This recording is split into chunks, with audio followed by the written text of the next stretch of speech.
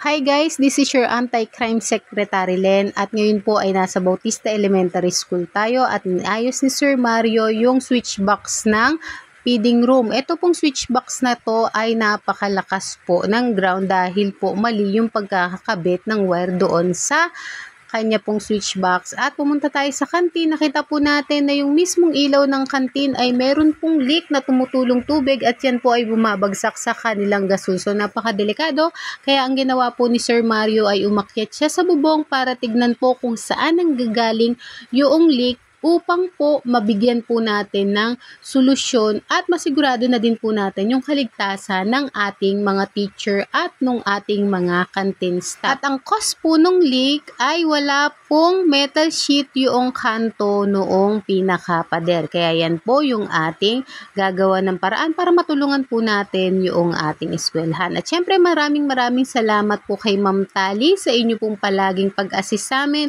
Kung nasang school man po tayo, hopefully ma'am is maging mas matagal yung ating partnership. Napakahalagang bagay po na ma-secure natin yung mga electrical wiring or issues doon sa ating mga bahay, lalong-lalo na po sa paaralan dahil nandyan po yung ating mga teachers at yung ating pong mga kabataan. Ganun din po, may mga magulang din po na pumupunta dyan from time to time. Kaya kailangan po kagad natin itong ma-secure dahil po tag-ulan na at eto naman po ay napakabilis din ng aksyon nila Ma'am Tali at ni Ma'am Bidal para po dito sa concern ng school. Yun lamang po, like and share and God bless everyone!